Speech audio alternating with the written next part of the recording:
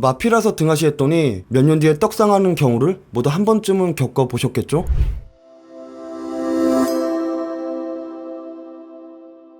가장 먼저 마피란 아파트 분양권이 최초 분양가보다도 가격이 낮아지는 현상으로 투자나 실거주 목적으로 아파트를 분양받았다가 잔금을 치르지 못하거나 혹은 아파트 가격의 폭락을 대비하여 입주 전 불가피하게 마이너스 프리미엄을 적용하여 매도하게 되는 경우를 말합니다.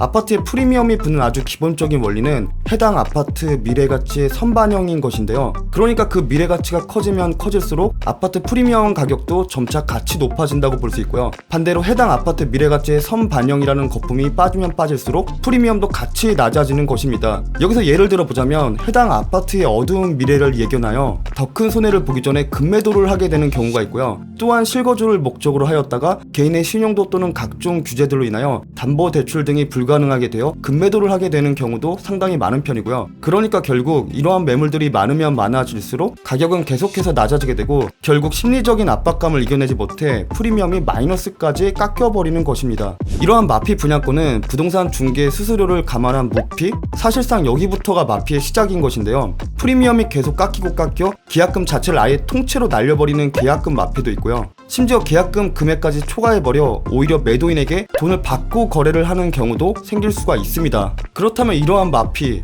과연 사는 게 이득일까요?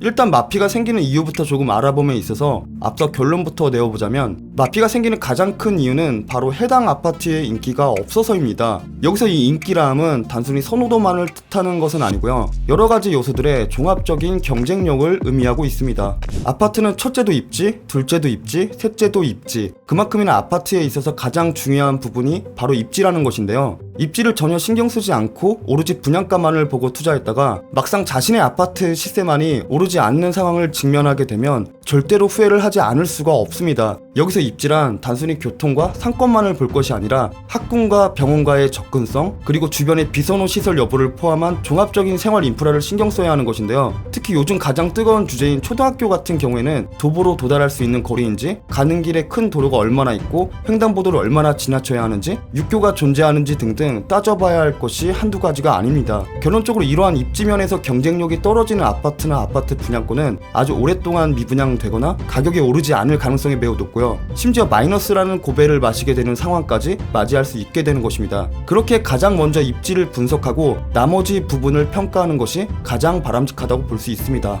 그리고 입지만큼이나 중요한 것이 바로 주변 시세 대비 분양가인데요. 아무리 입지가 좋고 인지도가 좋은 아파트 분양이라 하더라도 주변 아파트들의 시세보다 현저히 높은 가격으로 분양을 때려버린다면 굉장히 높은 확률로 마피가 날 수 있습니다. 물론 주변 아파트들의 연식과 평형대, 구조에 따라 새로 분양하는 아파트의 선호도가 훨씬 더 높아질 수 있겠지만 어쨌든 주변 시세 대비 너무 터무니없는 분양가를 책정하여 버린다면 이러한 아파트들은 한동안 미분양이 날 가능성이 매우 높고요. 심지어 분양이 마감된 직후부터 마피가 시작되는 경우도 상당히 많은 편입니다. 그렇게 신규 분양 아파트가 무조건 이득이라는 생각은 결코 버려야 하겠고요. 해당 지역의 개발 호재, 그리고 인접한 도시의 아파트 시세, 전세가율 등을 따져 보았을 때 어느 정도의 경쟁력이 있는 분양임을 판단해 보는 것이 가장 우선인 것입니다. 신규 분양 아파트들의 적절한 분양가 책정 여부는 주변 아파트 시세 대비 비슷하거나 약간 높은 정도가 매우 바람직하다고 볼 수 있습니다. 아무리 분양가와 입지가 좋다 하더라도 해당 지역과 어울리지 않는 평형대 아파트라면 이것 또한 꽤 오랜 세월 미분양과 더불어 마피까지 날 가능성이 매우 높습니다. 특히 신혼부부나 사회 초년생들의 활동이 많은 지역, 그리고 수도권 지역일수록 중대형 평수들이 미분양 나는 사례들이 굉장히 많은 편인데요. 심지어 그 반대의 경우라 하더라도 대형 아파트는 일단 투자 면에서 배제되기 때문에 보통은 전국적으로 인기가 없는 편입니다. 그렇기에 대형 아파트는 실거주 면에서만 활용된다고 볼 수 있겠고요.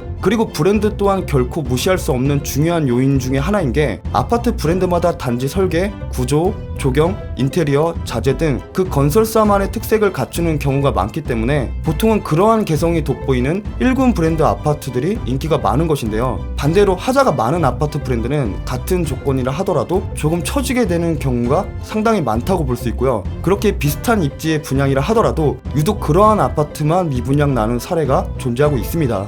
신도시 혹은 일괄적으로 재개발이 되는 지역 중 수도권이 아닌 지방의 경우라면 그 공급 물량을 한 번에 소화해내기가 결코 쉽지 않습니다. 그러한 지역의 아파트들은 한동안 미분양이 날 가능성이 매우 높으며 결국 마피까지 이어지게 되는 경우가 대부분인데요. 이러한 경우는 인근 지역 사례와 비교해 보기가 매우 어려워 투자성 여부를 판단하기가 상당히 어렵고요. 그렇지만 지역에 따라서는 일시적인 상황일 가능성이 있기 때문에 눈치 보며 존버하다가 계약금 포기 이상 마피이거나 혹은 반등의 기미가 있을 때쯤 분양권을 전매받는 것도 매우 괜찮은 선택이라고 볼 수 있습니다. 그 밖에도 정부 규제와 팬데믹 등이 있겠는데요. 이것은 부동산 투자에 있어서 천재지변과도 같은 의미가 되고요. 그렇게 무분별한 투기, 영끌 등은 절대로 삼가해야 되겠습니다. 그렇다면 결론적으로 마피 거래 무조건 이득인 것일까요?